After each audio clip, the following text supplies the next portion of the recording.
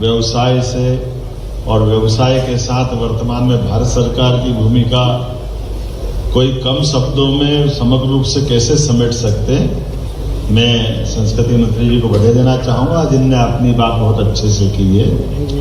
आज के इस अवसर पर हमारे अपने पर्यटन मंत्री श्रीमान धर्मेंद्र लोधी जी, हमारे एसोसिएशन के अध्यक्ष राजीव मेहरा जी, रवि गोसाई जी, हमारे एसीएस शुक्ला जी,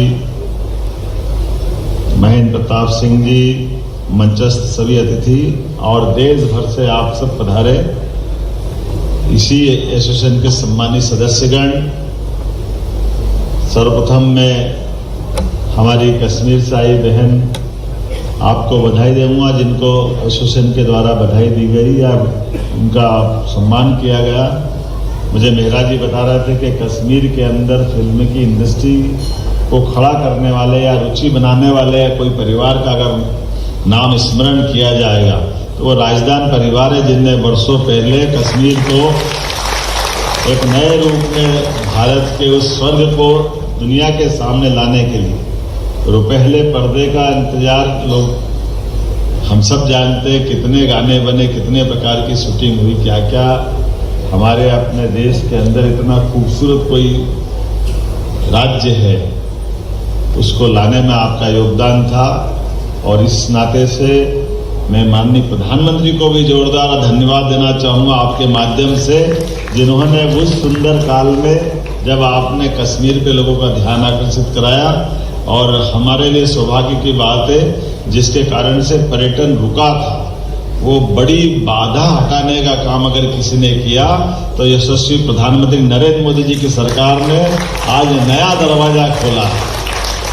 भारत अपनी प्रगति में आने वाले पत्थरों को उठाने के लिए न केवल समर्थ है बल्कि दुनिया को सबूत देता है कि वो अपने घर के अंदर के कष्टों को भी मिटाने में सक्षम है और दुनिया में भी आने वाली परेशानी के लिए अपना हल आगे निकाल करके हाथ बढ़ाने के लिए। हम सब देख रहे हैं रूस और यूक्रेन के अंदर एक ऐसा लोकतंत्र का सेनानी जाता है जो रूस में भी डंके की चोट जाकर के शांति की बात करता है और यूक्रेन में भी उससे आगे बढ़कर के बात करता है। ये बदलते दौर में भारत की भूमिका का एहसास कराने का समय है। इस बात को हम आप सब इस नोट से भी समझ सकते हैं। 10 घंटे ट्रेन में कोई सफर करे, पोलैंड से यूक्रेन की यात्रा, यहाँ इस एसोसिएशन में बात नहीं करेंगे तो कहाँ करेंगे। आप सबके सबसे बड़े प्रमोटर तो मोदी जी बन गए। हमारे दृष्टि से जोरदार अभिनंदन करो कि हमारे प्रकार से जिस व्यक्ति का एक एक मिनट कितना कीमती है, लेकिन हमारी यात्राओं का क्या महत्व है, उस यात्राओं के महत्व को बताने के लिए उन्होंने उस मार्ग को चुना। और हम सब जानते हैं एक अकेला व्यक्ति क्या क्या कर सकता है। आपने कहा कि ये मैं गजेंद्र जी को बता रहा हूं, धन्यवाद भी देना चाहूंगा कि 4 साल से भारत की सबसे तेज गति से बढ़ने वाली अर्थव्यवस्था अगर भारत को बनाया, लेकिन वो चुनौती कितनी बड़ी थी। चुनौती कोविड के समय की थी, लेकिन इस कोविड के समय के बावजूद भी किसी देश की अर्थव्यवस्था कैसे बढ़ सकती है, ये अगर चमत्कार हुआ है तो आज की हम इस बात के लिए बिना संकोच कह सकते हैं कि नरेंद्र मोदी जी के नेतृत्व में कोई बात असंभव हो ही नहीं सकती है। ये हमारा सौभाग्य और भारत का सौभाग्य। और वो तो स्वयं अपने लिए जब टूरिज्म के लिए वो चीफ मिनिस्टर थे तो अमिताभ बच्चन को लेकर के और कितने प्रकार से उन्हें प्रमोट किया है।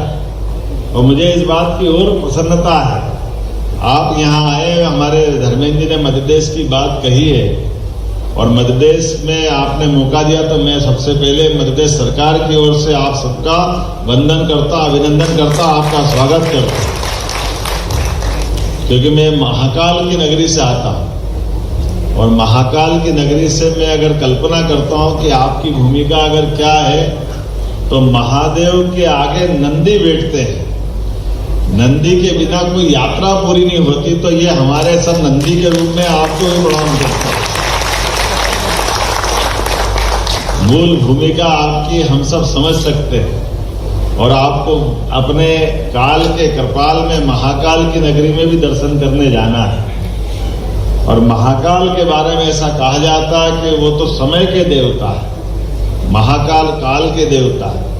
तो जन्म से लेकर मृत्यु के बीच सबका समय नियत है। ऐसे नियत समय के नियंता के यहाँ पर समय भी उनकी भ्रकुटी में बंधा हुआ है, ना उससे बाहर है ना उसके उनको छोड़ के जा सकता है। जो सृजन के देवता भी है, संहार के देवता भी, जो हमारे लिए जीवन में प्रतिपल उत्साह उमंग और उल्लास जगाने वाले भी।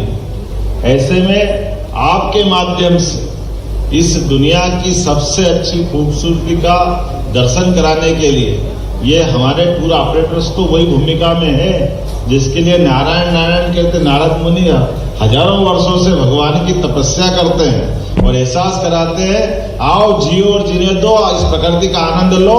हमारी अपनी आजीविका तो चलेगी, लेकिन प्रकृति के अंदर ये समूची मानवता को स्थापित करने के लिए देश की सीमाओं से बाहर जाकर के, राज्य की सीमाओं के बाहर जाकर आपस में आप उस गुमसुम पड़े पहाड़ से भी बात करते नजर आते हो जिसके बारे में कोई कल्पना नहीं करता है।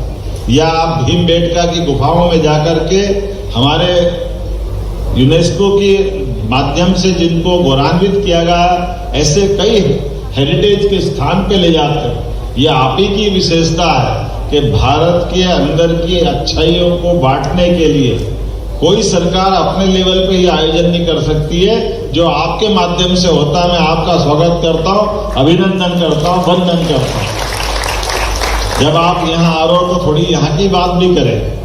पूरे देश की एकमात्र राजधानी है, आपको थोड़ी जानकारी दे रहा हूं। पूरे देश में अलग अलग राज्य है, लेकिन भोपाल एक ऐसी राजधानी है जहां सड़कों का उपयोग दिन में मनुष्य करते और रात में बाघ घूमते देते हैं। टाइगर आपको मिल जाए तो आश्चर्य मत करना, ये भोपाल में ही घूम रहे, डरना मत। लेकिन वो भी जिएंगे, आपको भी जीने देंगे। ये हमारे लिए हो सकता है, आश्चर्य नहीं है। अच्छा, हमारे बीच में से आप कई प्रमाण देखिएगा इस बात। ये हमारा एक उत्कृष्ट महाविद्यालय है। मैं पहले शिक्षा मंत्री था 2 साल पहले। मैं गया दौरा करने, तो दौरा करने में वहां के प्राचार्य बच्चों ने कहा कि भाई साहब आप एक काम, मंत्री जी एक काम आप तुरंत कराइए। हमने कहा क्या करना है? बोले थोड़ी दीवार बड़ी करवा दीजिए। मैंने क्यों, क्या हो गया? बोले दीवार इसलिए बड़ी कराइए कि कल ही टाइगर आ गया था, बार बार कूद जाता है, तो थोड़े बच्चे डर रहे हैं, जरा इनकी चिंता कर लेते। लेकिन ये आप बताइए, किसी भी सह अस्तित्व के लिए अगर कोई हमारे इस तरह की अध्ययन करने वाले भी लोग मिलेंगे कि सहअस्तित्व की भावना का उत्कृष्ट उदाहरण कहीं देखोगे, तो आमतौर पे हम अपने रिजर्व टाइगर में तो टाइगर देखते ही देखते हैं, लेकिन अब ये अपने ढंग से बाघ ने भी हमारी आबादी के साथ जीना सीख लिया है। ये हमारा एक तरह से जीता जागता पर्यटन का केंद्र बन गया भोपाल, और आप संयोग से यहाँ निवास कर रहे हैं। मैं आपको बधाई देना चाहता हूँ इस रहस्य उद्घाटन के साथ कि आप जहां हो वहां की विशेषताओं की जानकारी लीजिए। आमतौर पर बांध जितने देखे होंगे, भाखड़ा नंगल बांध से लगा करके सारे बांध, जिस बांध की शैली में आज भी 1000 साल पहले राजा भोज ने बांध की शैली क्या होना चाहिए, इसका उत्कृष्ट उदाहरण ये बड़ा तालाब आप देखना। इस तालाब के बनाने की विशेषता क्या है? इस तालाब के बनाने की विशेषता है, बड़े बांध तो जब भी बनते हैं आज के दिशा में, वो आज तो सुख देते हैं, लेकिन आने वाले समय में 100 साल 50 साल के बाद मोरवी का बांध टूटा, बाकी बांध टूटते क्योंकि मुख्य धारा को रोकते हैं, और मुख्य धारा में जब पानी का दबाव बनता तो आज नहीं तो कल वो टूटने की संभावना होती है। जब बांध टूटता है तो नीचे के डाउन स्ट्रीम में क्या होता बताने की जरूरत नहीं, कितनी जनहानि होती, नुकसान होता है। लेकिन ये उत्कृष्ट शैली का बांध जिसको चट्टानों की तरफ से पानी रोका गया, नेचुरल चट्टान से पूरा बांध रोका गया, और उसका विस्तारीकरण बिल्कुल नाम मात्र के लिए, जहां आपका होटल है इसके आगे से ही कोलार का थोड़ा सा हमारा दरवाजा बना। ये एक तरह से आज भी तमाम इंजीनियरों के लिए चुनौती वाली रचना है कि हमारे कम खर्च में बड़े से बड़े बांध में कितना पानी इकट्ठा होता, और भविष्य इसमें टूटने की संभावना ही नहीं। यह स्थापत्य की बांध की कला यह आपकी अपनी आंखों के सामने दिखाई देगी। आपने सांची का स्तूप देखा होगा, 2200 साल पहले बनाया हुआ, और वो नहीं, ऐसे कई सारी चीजें जिसपे मैं बहुत देर तक बात कर सकता हूँ। अगर आप उज्जैन जाओगे तो उज्जैन में बगैर घड़ी के अपने आप दीवार पे अपना समय क्या है आप घड़ी से मिला लीजिएगा, वहां आपको हमारे भित्ति यंत्र के माध्यम से धागों पर पड़ने वाली सूर्य के प्रकाश की रश्मियां समय का निर्धारण बता देगी कि इस घड़ी इस समय क्या बज रहा है। और शुद्ध समय अगर अपन देखना चाहेंगे कि हमारा स्टैंडर्ड टाइम रात की 12 बजे नहीं बदलना चाहिए। वास्तव में हमारा समय तो सूर्योदय के समय से होता है, जिसको वैदिक टाइम बोलते हैं। उसकी वैदिक टाइम की आधुनिक समय की घड़ी भी आपको उज्जैन में दिखाई देगी। और इसी प्रकार से सूर्य उत्तरायण से दक्षिणायन अर्थात 6 महीने बाद आसमान में सूर्य कक्षा कैसे बदलता है अपनी आंखों से दिखाई देगा। शंकु यंत्र के माध्यम से कीला गड़ा है, जिसमें सूर्य के समय 22 जून और 21 दिसंबर पे कभी आप टूर ऑपरेटर को यहाँ अपने आप में से भी आए या किसी को भेजिए तो दिन के 12 बजे वो देख सकते कि सूर्य उत्तरायण से दक्षिणायन में कैसे प्रवेश कर सकता है। ऐसी बहुत सारी बातों पे मैं बात कर सकता हूँ, लेकिन मैं एक बार फिर आपने आज ये आयोजन करके और यहाँ हमारे मध्य प्रदेश को धन्य किया है और एक 49वें यात्रा की तरफ कदम बढ़ाया है, तो मेरी अपनी ओर से बधाई है, शुभकामना है। और जहां आपको लगे कि मध्य प्रदेश सरकार के माध्यम से मैं पूछ रहा था कि टूर ऑपरेटर्स में से अभी बड़े संस्थान होटल के मालिक कितने हैं, तो मुझे बताया गया कि 20 होंगे। फिर मैंने मेहरा जी को और जोर लगाया था कि 30 होंगे। तो हमने कहा मेंबर कितने हैं, बोले 1200 से 2000 के आसपास में है। मैंने कहा मैं भगवान से कामना करता हूँ अगली बार ये सब अपनी प्रॉपर्टी के मालिक बने, ताज जैसे सारे अपने होटल बनाए, इस व्यवसाय में लगे। आपके लिए सबके बड़ी मंगल कामना, क्योंकि हमारे अपनी टूरिज्म पॉलिसी के साथ साथ इन्वेस्टमेंट की पॉलिसी भी चल रही है।